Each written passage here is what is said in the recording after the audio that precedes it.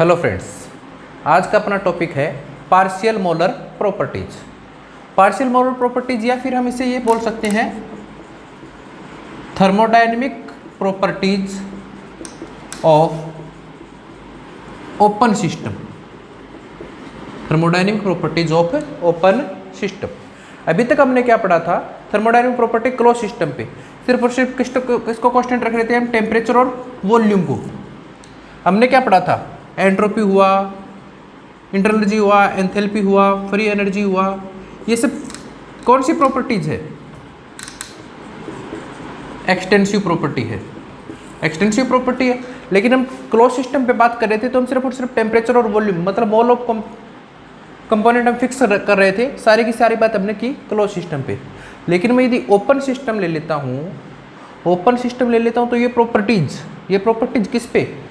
Mole of component पे भी depend करेगी, मोल ऑफ कंपोनेंट पे भी डिपेंड करेगी, है ना। तब जैसे मैं एक कंपोनेंट लेता हूँ जिसमें इसमें कई कंपोनेंट भरे हुए हैं, है ना। इसमें N1 मोल का भी भरा हुआ है, N2 मोल का भी कंपोनेंट भरा हुआ है, N3 मोल का भी कंपोनेंट भरा हुआ है, N3 मोल का भी कंपोनेंट भरा हुआ है। एक सिस्टम है जिसमें अपने कई कंपोनेंट भरे हुए हैं, जिसमें कई प्रकार की कंपोनेंट है अलग अलग कंसंट्रेशन के। तो इसके लिए कोई भी एक्सटेंसिव प्रॉपर्टी X क्या है? एक्सटेंसिव प्रॉपर्टी वो किस पे डिपेंड करेगी? फंक्शन होगा टेम्परेचर और वॉल्यूम का तो होगा ही होगा। इसके अलावा N1, N2, N3 ... Ni होगा ना। नंबर ऑफ मोल्स का भी फंक्शन होगा क्योंकि extensive property number of moles पे डिपेंड करती है। तो इसका यदि मैं कंप्लीट डिफरेंशिएशन लिखूंगा तो क्या लिखूंगा? dx is equal to del X upon del T dt। Constant क्या रहेगा? Volume N1, N2 ... Ni plus del X upon del V dv। Constant क्या रहेगा?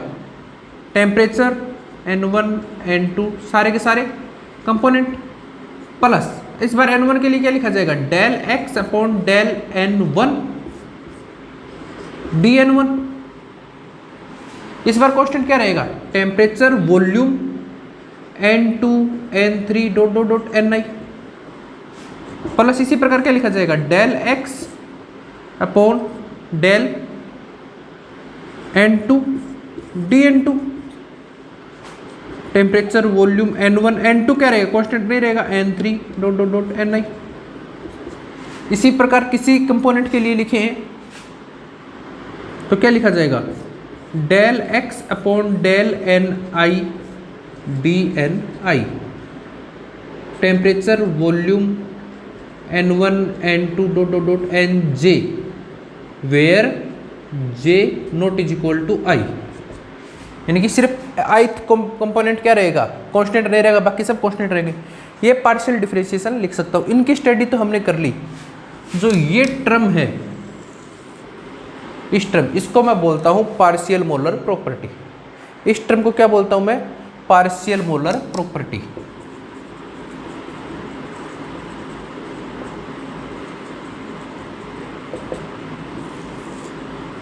है ना। तो इसे क्या लिख सकता हूँ मैं? dx is equal to del X upon del T dt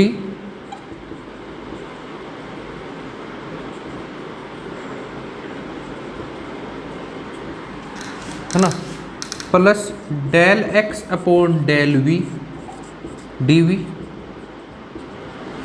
plus इसे लिख दूंगा मैं x1 bar dN1 plus x2 bar dN2 xi bar dNi। ठीक है, इससे क्या बोलता हूँ मैं? Del x upon dN1 dN1। ये क्या है? Partial molar property. ठीक है, समझ में आ गया? पार्शियल मोलर प्रॉपर्टी किसके लिए? ओपन सिस्टम के लिए होती है। जब अपना extensive property number of moles पे भी डिपेंड कर रही है, उस कंडीशन में अपनी पार्शियल मोलर प्रॉपर्टी काम आती है। Change in extensive property with respect to mole of a component is called partial molar property. ठीक है, तो अपने बेसिक डेफिनेशन देखिए पार्शियल मोलर प्रॉपर्टी की, तो क्या आएगी? पार्शियल मोलर प्रॉपर्टी का रिप्रेजेंटेशन क्या है? X I bar. ये तो है रिप्रेजेंटेशन। ये किसके बराबर आता है? Del X upon D N I at constant temperature volume N1 N2 dot dot dot Nj not is equal to आई। ठीक है, इसे बोलते हैं पार्शियल मोलर प्रॉपर्टी।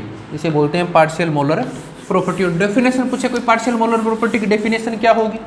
तो डेफिनेशन क्या होगी? Change in extensive property. Extensive property में change with respect to number of mole of a component. किसी एक कंपोनेंट के मोल के रेस्पेक्ट में एक्सटेंसिव प्रॉपर्टी में change at constant temperature volume and other components में चेंज क्या कहलाएगा? Partial molar property. और ये देखना, एक पर्टिकुलर मोल के रेस्पेक्ट में चेंज देख लिया तो ये कौन सी प्रॉपर्टी हो जाएगी? Intensive property. चेंज तो एक्सटेंसिव प्रॉपर्टी में दिखाता है, लेकिन खुद कौन सी प्रॉपर्टी होती है? इंटेंसिव प्रॉपर्टी होती है। ठीक है, समझ में आया? यह है पार्शियल मोलर प्रॉपर्टी। अब देखना, सब को ऐसे ही लिख सकते हैं अपन। Partial molar property intensive property होती है, तो इसे कैसे लिख सकता हूं? Total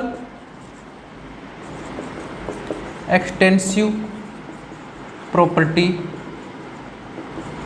return as x is equal to N1 x1 bar, यानी कि N1 x1 bar plus N2 x2 bar plus N3 x3 bar dot dot dot Ni xi bar. या x को क्या लिख सकता हूँ मैं? एक किसी एक्सटेंसिव प्रॉपर्टी को इंटेंसिव प्रॉपर्टी की फॉर्म में कैसे लिखूंगा? या पार्शियल मोलर प्रॉपर्टी की फॉर्म में कैसे लिखूंगा? समेशन ऑफ Ni xi बार। ठीक है, xi क्या है? 1 से n तक। समझ में आ गया? यह है पार्शियल मोलर प्रॉपर्टी। अब देखना, यदि मुझे फ्री एनर्जी को लिखना हो, फ्री एनर्जी को U है, इसे पार्शियल मोलर प्रॉपर्टी की फॉर्म में लिखूंगा, U बार लिखूंगा, तो क्या लिखा जाएगा? Del U upon del N I, है ना, constant temperature volume Nj not is equal to I. ये लिखा जाएगा U बार। यदि एंथैल्पी की टर्म में लिखूंगा तो क्या लिखूंगा? Del H upon del N I. इसे मैं UI लगा सकता हूं। Temperature volume Nj not is equal to I. किसी को भी मैं एक्सटेंसिव प्रॉपर्टी को, किसी भी एक्सटेंसिव प्रॉपर्टी को इंटेंसिव प्रॉपर्टी की फॉर्म में लिख सकता हूं।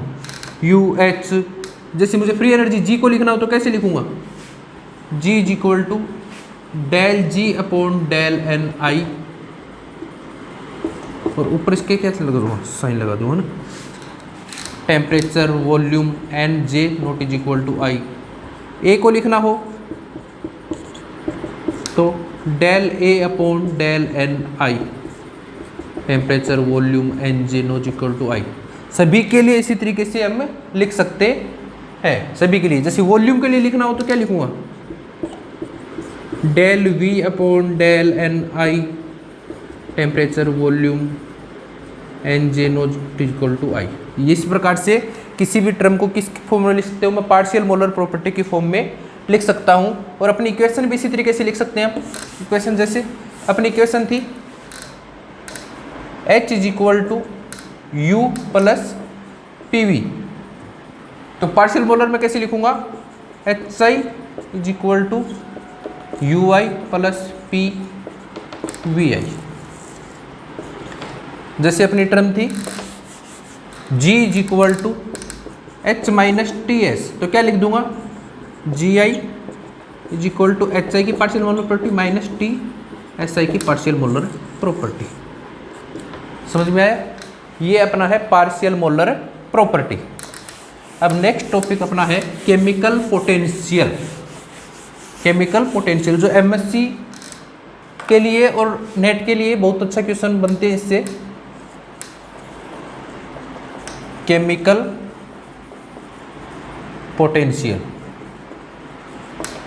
केमिकल पोटेंशियल इसे रिप्रेजेंट करते हैं म्यू से, रिप्रेजेंट करते हैं म्यू से। हमने फ्री एनर्जी के लिए पढ़ा था, फ्री एनर्जी जी को पार्शियल मोलर प्रॉपर्टी की फॉर्म में कैसे लिखा जाएगा, del G upon del N आई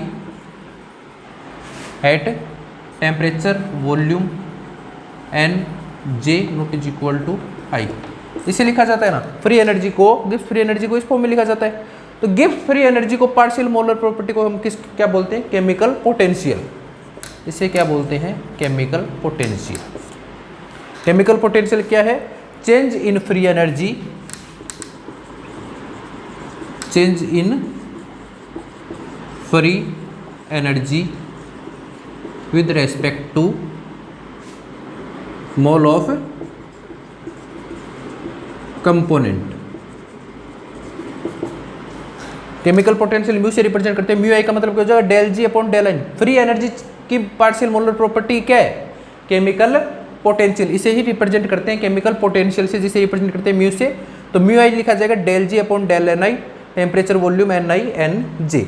अब हम इसकी डिटेल स्टडी करते हैं, अब हम इसकी डिटेल स्टडी करते हैं कि किस पे डिपेंड करता है, ये कैसे डिपेंड करता है। ठीक है, अब मैं बात करता हूँ केमिकल पोटेंशियल की।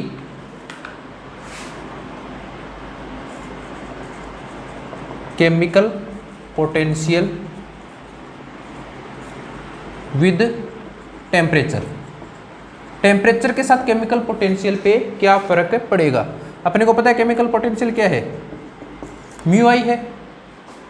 तो चेंज म्यू आई क्या होता है, del G upon del N आई, यही होता है ना, del G upon del N I.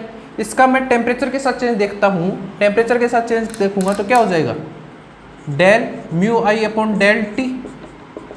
इसे क्या लिखूंगा मैं, del upon del T del G upon del N I लिखा जाएगा ना। Mu I equal to del G upon del N I, temperature के रेस्पेक्ट में चेंज देखूंगा तो ये आ जाएगा। इस टर्म को क्या लिखता हूँ मैं, del two G upon del T del N I लिख सकता हूँ, और del mu I upon del T क्या लिख दूंगा, डेल टू जी, जी क्या है, स्टेट फंक्शन है, तो इसे del two G del N I del T भी लिख सकता हूँ, स्टेट फंक्शन है आयलर थ्योरम से। ये क्या हो जाएगा, del upon del N I del G upon del T, del G upon del T. ये टर्म काफ़ी बार पढ़ी हुई है, फिर से देख लो। G is equal to H minus T, G is equal to minus T D S minus S D T plus V D P. तो del G upon del T क्या आता है, minus S at constant pressure at constant volume minus S. तो ये क्या आ जाएगा, del upon del N I minus S.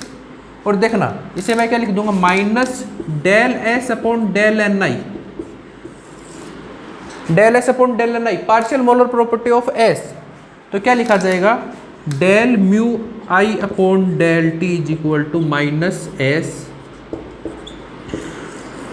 समझ में, टेम्परेचर में चेंज किसके बराबर आ गया, एंट्रोपी के बराबर, या फिर आ जाएगा mu I D mu I is equal to minus S I D T, minus S I D T.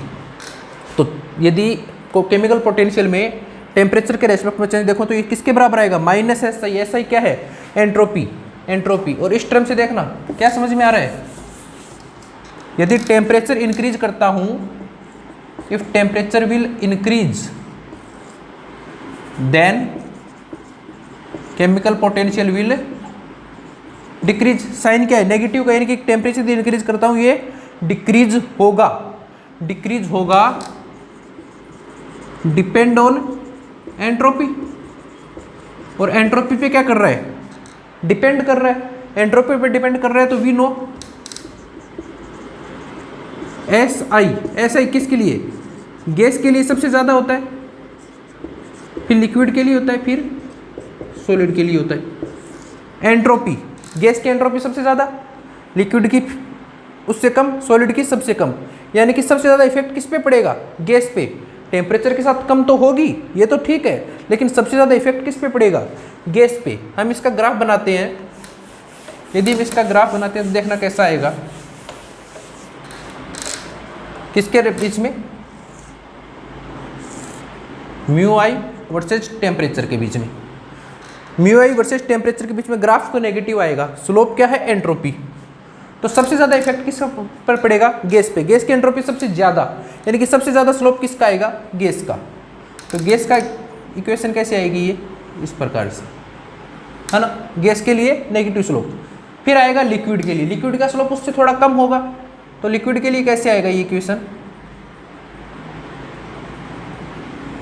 ऐसे, है ना। फिर आएगा सॉलिड के लिए, सॉलिड का सबसे कम, इस प्रकार से आएगा ना। ये ग्राफ आएगा म्यू आई वर्सेस टी के लिए, सबका स्लोप नेगेटिव आएगा। ये किसके लिए है, गैस के लिए, ये किसके लिए है, लिक्विड के लिए, ये क्या है, सॉलिड के लिए। ये टेम्परेचर कौन सा टेम्परेचर कहलाएगा, गैस और लिक्विड इस जगह मिल रही है, बॉइलिंग पॉइंट, बॉइलिंग पॉइंट। ये टेम्परेचर कौन सा टेम्परेचर कहलाएगा, सॉलिड और गैस मिल रही है, सब्लिमेशन पॉइंट। और मैं इसको थोड़ा सा और बढ़ा दूं, इसको यहां थोड़ा सा और बढ़ा देता हूं, तो ये पॉइंट कौन सा हो जाएगा, लिक्विड और सॉलिड मिल रहा है, लिक्विड और solid, melting point, melting point. ये तो आएगा मेल्टिंग पॉइंट और ये आएगा बॉइलिंग पॉइंट, ठीक है, ये आएगा बॉइलिंग पॉइंट। तो ग्राफ कैसा बनेगा, नेगेटिव स्लोप बनेगा। म्यू आई और टेम्परेचर के बीच में ग्राफ बहुत इंपॉर्टेंट है, नेगेटिव स्लोप मिलेगा, सबसे ज़्यादा स्लोप आएगा गैस का, फिर लिक्विड का, फिर सॉलिड का। ये है effect of temperature on chemical potential, effect of temperature. अब हम देखते हैं effect of pressure.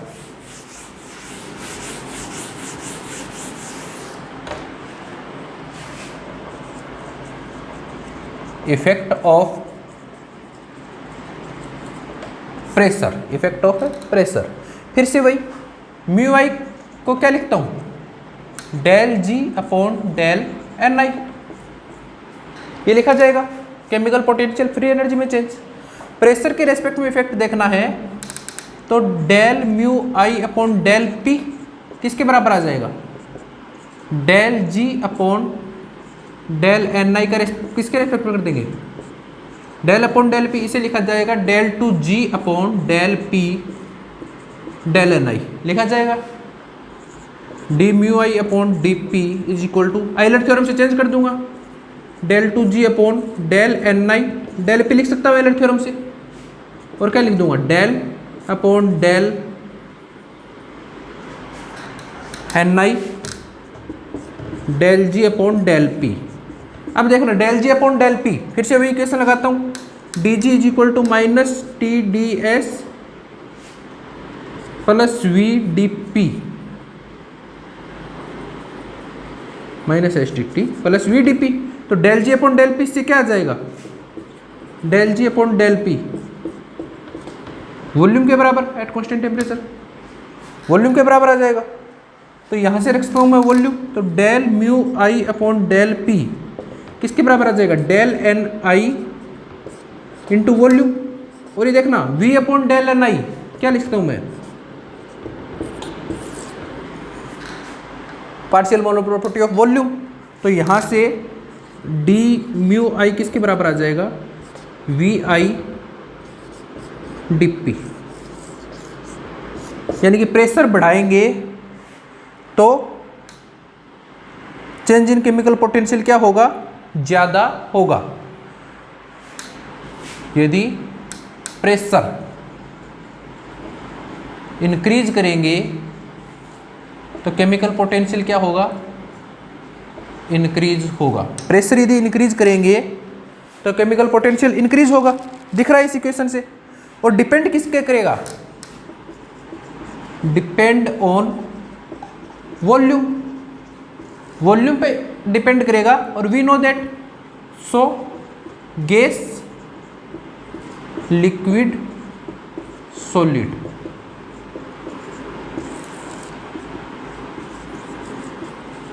Effect of pressure, यानी कि जब मैं किसी गैस में प्रेशर चेंज करता हूं तो उसका केमिकल पोटेंशियल बढ़ेगा, लेकिन किसका ज़्यादा बढ़ेगा, गैस का, क्योंकि वॉल्यूम सबसे ज़्यादा किसका होता है, गैस का, फिर लिक्विड का, फिर सॉलिड का। ठीक है, अब देखना इसका इफेक्ट देखना कैसे है। मैंने अभी एक ग्राफ बनाया था, म्यू आई वर्सेस टी के बीच में। कैसा ग्राफ आया था,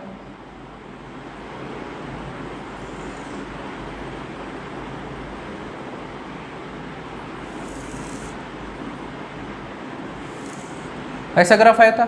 ये किसके लिए था, गैस के लिए। ये किसके लिए था, लिक्विड के लिए। ये किसके लिए था, सॉलिड के लिए। अब मैं इसी ग्राफ पे प्रेशर का इफेक्ट लगाता हूं। प्रेशर का इफेक्ट ऑफ प्रेशर।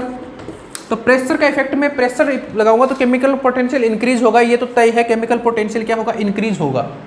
लेकिन किस में ज़्यादा हो, गैस में सबसे ज़्यादा। यदि गैस में केमिकल पोटेंशियल कहाँ आ जाएगा, यहाँ। लिक्विड में उससे कम, लिक्विड में कहाँ आ जाएगा, यहाँ। सॉलिड में बिल्कुल कम। ठीक है, समझ में आया। ये गैस इफेक्ट ऑफ प्रेशर, समझ में आया। तो ग्राफ पहले जो ऐसा था, यदि मैं प्रेशर इंक्रीज कर देता हूं तो ग्राफ क्या हो जाता है, शिफ्ट हो जाएगा, गैस का आगे की तरफ, लिक्विड का थोड़ा ऊपर, सॉलिड का सबसे कम। ये है केमिकल पोटेंशियल और टेम्परेचर के ग्राफ पे प्रेशर का इफेक्ट। ये अपना है केमिकल पोटेंशियल पे टेम्परेचर का इफेक्ट और प्रेशर का इफेक्ट। अब हम पढ़ते हैं केमिकल पोटेंशियल की वैल्यू कैसे कैलकुलेट करेंगे for a ideal gas, for a ideal gas. देखना,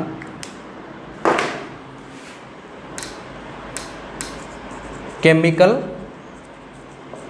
potential for ideal gas. For ideal gas के लिए इसकी कैलकुलेशन कैसे करेंगे। तो अभी हमने पढ़ा था एक equation, del mu I upon del P किसके बराबर आया था, del mu I upon del P किसके बराबर आया था, वी आई के बराबर आया था। या del mu I upon del P is equal to किसके बराबर आ जाएगा, del mu I is equal to V I D P. V I D P के बराबर आ जाएगा। Del mu I, ideal gas से वी आई की जगह क्या रख सकता हूं मैं, R T upon P D P, R T upon P D P रख सकता हूं। या del mu I is equal to, integration कर दूंगा दोनों तरफ, R T P upon D P, तो क्या आ जाएगा, mu I is equal to R T L N P, R T L N P plus क्या आएगा, एक कांस्टेंट सी। ये आ जाएगा mu I is equal to R T L N P plus C. C क्या है, एक constant, constant को मैं क्या नाम दे दूंगा, म्यू आई नोट। तो mu I is equal to mu I naught plus R T L N P I. यहाँ पे वी आई लेके चल रहे हैं तो यहाँ पे क्या आ जाएगा पी आई, तो इसे मैं चेंज कर सकता हूँ, पी आई से चेंज कर सकता हूँ ना, R T L N P I. ये देखिए इसे बोलते हैं केमिकल पोटेंशियल और ये कांस्टेंट है standard chemical potential. Standard chemical potential depend, देखना standard chemical potential depend only on temperature and nature of gas. Mu I naught सिर्फ और सिर्फ टेम्परेचर और नेचर ऑफ गैस पे डिपेंड करेगा, जबकि जो म्यू आई नोट है, म्यू आई वो टेम्परेचर पे भी डिपेंड करता है, प्रेशर पे भी करता है और नेचर ऑफ गैस पे भी करता है। ठीक है, स्टैंडर्ड कोई पूछे इस इक्वेशन के लिए mu I equal to mu I naught plus R T L N P I के लिए म्यू आई नोट किस पे डिपेंड करता है, सिर्फ और सिर्फ टेम्परेचर पे और नेचर ऑफ गैस पे, जबकि ये तीनों चीज पे डिपेंड करता है। अब देखना मैं इसमें कन्वर्जन करता हूं। अपन एक इक्वेशन जानते हैं, P I V I is equal to N I R T, N I R T, या P I is equal to N I upon V I R T. इसे क्या लिख दूंगा, सी आई आर टी। तो P I की जगह मैं क्या लिख सकता हूँ, सी आई आर टी लिख सकता हूँ। पी आई की जगह सी आई आर टी लिख सकता हूँ। तो mu I is equal to mu I naught plus R T L N C I R T लिख सकता हूँ। तो mu I is equal to mu I naught plus ये क्या लिख जाएगा, R T L N C plus R T L N R T. ये भी कांस्टेंट है, ये भी कांस्टेंट है, ये भी कांस्टेंट है, ये भी कांस्टेंट है। तो mu I is equal to mu I naught, इसे मैं सी लिख सकता हूँ, plus R T L N C I. तो इस इक्वेशन को यदि मैं कंसंट्रेशन के टर्म में लिखूंगा तो सी आई यहाँ पे वही कांस्टेंट रहेगा। इसे मैंने बस अलग दिखाने के लिए लिख दिया। ये भी किस पे डिपेंड करेगा, देखना सारे टेम्परेचर की टर्म है, तो temperature and nature of gas, temperature and nature of gas पे डिपेंड करेगी, यदि सी आई की टर्म में भी लिख सकता हूं तो। अब मैं तीसरा इसे लिख रहा हूं मोल फ्रैक्शन की टर्म में। मोल फ्रैक्शन में मैं पी आई को एक्स आई इंटू पी लिख सकता हूं। X I into total pressure P है, कंपोनेंट का मोल फ्रैक्शन एक्स आई है, तो पार्शियल मोलर प्रेशर कितना हो जाएगा, P I equal to X I into P. यदि ये मैं यहाँ लिखूंगा इस इक्वेशन में, तो mu I is equal to mu I naught plus R T L N X I into P. इसे सॉल्व करूंगा तो क्या हो जाएगा, mu I naught plus R T L N X I plus R T L N P. R constant, temperature constant, pressure constant. इसको एक नया term दे दूंगा, mu I is equal to mu I naught P plus R T L N X I. Paper में आपको ये P लिखा हुआ नहीं आएगा, हर जगह म्यू आई नोट ही आएगा, क्योंकि ये कांस्टेंट है, मैं सिर्फ अलग रिप्रेजेंट कर रहा हूँ। इस बार देखना इस इक्वेशन में ये प्रेशर पे डिपेंड कर रहा है ना, तो ये तीन चीज़ों पे डिपेंड करेगा, temperature, pressure and nature of gas. समझ में आया? तीन इक्वेशन है अपने पास, mu I equal to mu I naught plus R T L N P I. तब ये सिर्फ और सिर्फ टेम्परेचर और नेचर ऑफ गैस पे डिपेंड करेगा। Mu I equal to mu I naught plus R T L N C I, तब भी ये टेम्परेचर और नेचर ऑफ गैस पे डिपेंड करेगा। लेकिन मैं इसे मोल फ्रैक्शन पे लिखूँ, mu I equal to mu I naught plus R T L N X I, तो ये प्रेशर पे भी डिपेंड करेगा, टेम्परेचर पे भी नोट डिपेंड करेगा और नेचर ऑफ गैस पे भी डिपेंड करेगा। ठीक है, यहाँ से मैं ग्राफ बनाता हूँ म्यू आई और पी के बीच में। अपनी इक्वेशन क्या आई थी, mu I is equal to mu I naught plus R T L N P I. यदि मैं ग्राफ बनाता हूँ म्यू आई वर्सेज पी के बीच में, तो दो ग्राफ आएंगे। फॉर आइडियल गैस ये ग्राफ आएगा ऐसा, फॉर आइडियल गैस, और फॉर रियल गैस कैसा आएगा,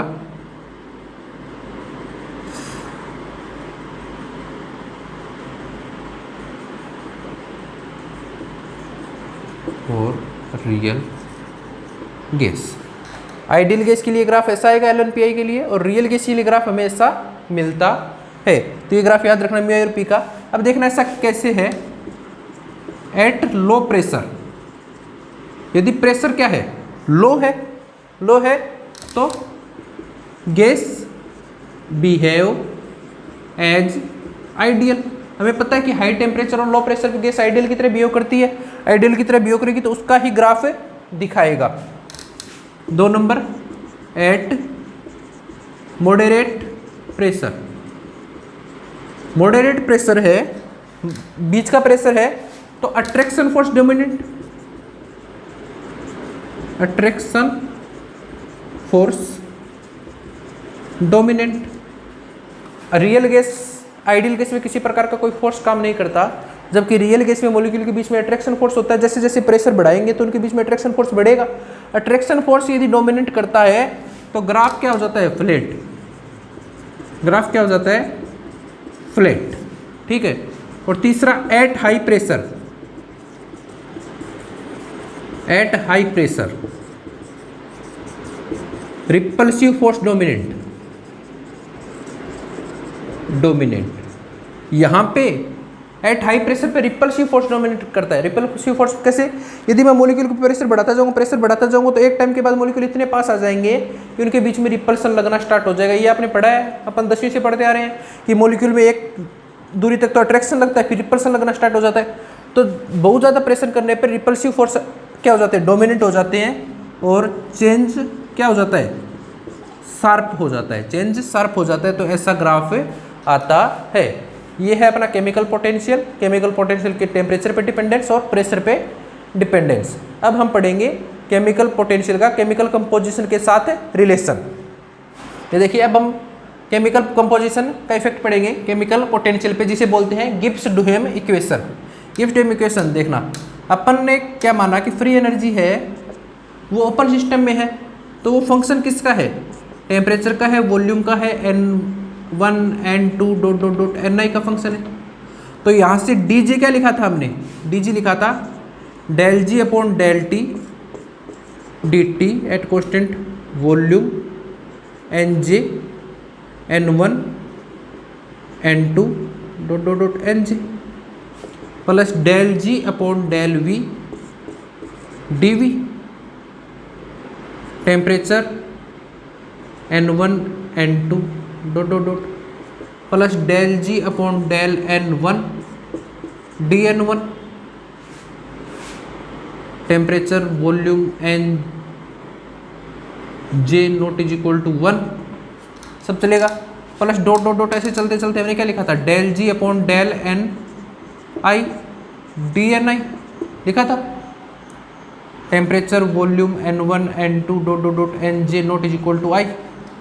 तो del G is equal to अपन ने क्या लिख दिया, del G upon del T D T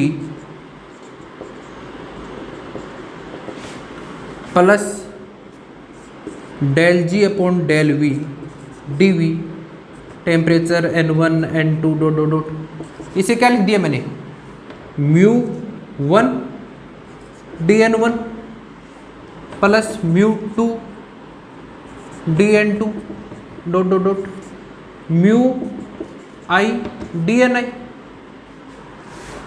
eight constant temperature and pressure. यदि टेम्परेचर और प्रेशर में क्या कर दूं, कांस्टेंट कर दूं, तो ये टर्म भी जीरो, ये टर्म भी जीरो, तो dg कितना हो जाएगा अपना, तब dg अपना हो जाएगा dg is equal to mu 1 dN1 plus mu 2 dN2 plus mu 3 dN3 dot dot dot mu I dNi लिखा हो जाएगा। या फिर इस टर्म से मैं क्या लिख सकता हूँ, dg is equal to summation of mu I dNi लिख सकता हूँ। इक्वेशन नंबर 1 समझ में आया। गिब्स एनर्जी फंक्शन है temperature volume N1 N2 N, तो कंप्लीट डिफरेंशिएशन लिखा, कांस्टेंट टेम्परेचर वॉल्यूम पे ये टर्म जीरो, इसे इस प्रकार से लिख सकता हूँ। ये अपनी पहली इक्वेशन हो गई, ठीक है। अब दूसरी इक्वेशन देखना, मैंने आपको स्टार्टिंग में बताया था कि यदि म्यू 1 म्यू 2 म्यू 3 अपनी केमिकल पोटेंशियल अपने को दे रखा है, तो टोटल फ्री एनर्जी जी किस प्रकार से लिख सकता हूँ, G is equal to μ1n1 plus μ2n2 plus μni लिख सकता हूँ, जहाँ के n1 मोल के लिए केमिकल पोटेंशियल क्या है μ1, n2 मोल के लिए μ2, n3 मोल के लिए μ3। तो टोटल फ्री एनर्जी किस प्रकार से लिख सकता हूँ, इस प्रकार से लिख सकता हूँ। तो dg क्या लिखा जाएगा, dg इज इक्वल टू देखना क्या लिखा जाएगा, μ1 को कांस्टेंट, dn1 प्लस n1 को कांस्टेंट, dμ1 लिखा जाएगा इसके टर्म में, μ1 dn1 plus n1 dμ1 plus इसी प्रकार से μ2 dn2 plus n2 dμ2 plus इसी प्रकार से dot dot dot μi dni plus ni dμi लिख सकता हूँ। या dg इज इक्वल टू, सारी टर्म एक साथ लिख लें, ये म्यू वाली μ1 dn1 plus μ2 dn2 plus dot dot dot μi dni लिख सकता हूँ, प्लस बाकी टर्म एक साथ लिख लूँगा, कौन सी, n1 dμ1 plus n2 dμ2 plus dot dot dot ni dμi। या फिर dg क्या लिखा जाएगा, dg is equal to summation of μi dni plus summation of ni dμi। Equation number 2, ये इक्वेशन नंबर 1 थी, ये इक्वेशन नंबर 2 थे। देखना दोनों इक्वेशन से क्या कॉमन आ रहा है, दोनों इक्वेशन से मैं इस टर्म एंड μi dni की जगह dg लिख सकता हूँ, फ्रॉम 1 एंड 2 क्या लिख सकता हूँ मैं, dg is equal to dg plus summation of ni dμi।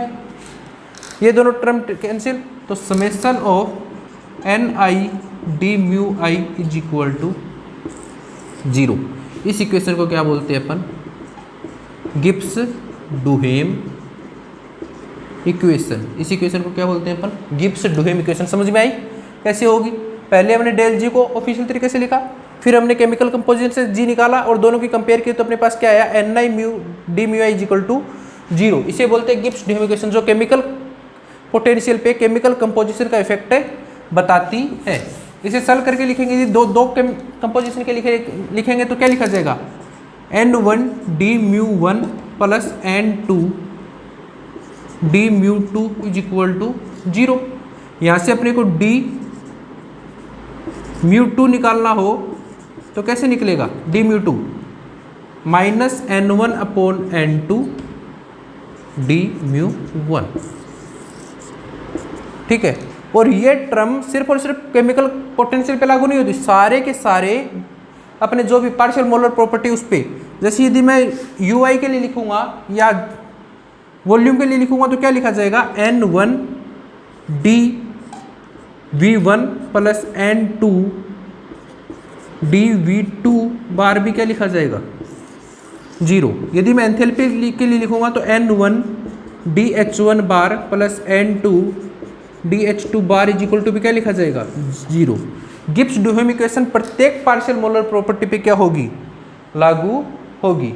ये है केमिकल पोटेंशियल। ये क्वेश्चन देखिए, जून 2011 का क्वेश्चन है, the chemical potential of component 1 in a solution is μi is equal to μi naught plus RT ln P1। Component का दे दिया, मतलब ये पार्शियल मोलर प्रॉपर्टी दे दी P1। The standard state of μi naught is independent of temperature and pressure, depend on temperature and pressure, depend on temperature only, depend on pressure only। Term देखिए, μi is equal to μi naught plus RT ln P1। P1 के pressure के term में दिए, तो मैंने बताया pressure के term में ये सिर्फ और सिर्फ किस पे डिपेंड करती है, टेम्परेचर और नेचर ऑफ गैस पे, प्रेशर पे डिपेंड नहीं करती। ऑप्शन आएगा सी।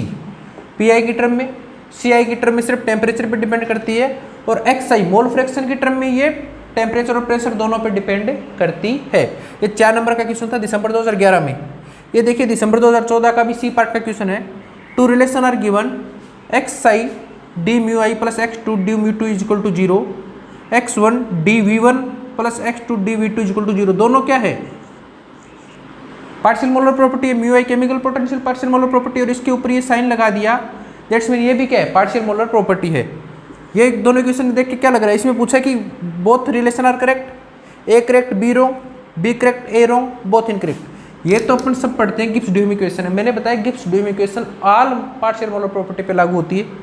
ये भी क्या है, पार्शियल मोलर प्रॉपर्टी तो दोनों पे लागू होगी, और बोथ रिलेशन आर करेक्ट। ये भी क्या है, सी पार्ट का क्वेश्चन है दिसंबर 2014 का। बिल्कुल सिंपल क्वेश्चन आते हैं, बहुत अच्छे कॉन्सेप्चुअल क्वेश्चन आते हैं इस पे। ये था अपना chemical potential and partial molar properties. Thank you.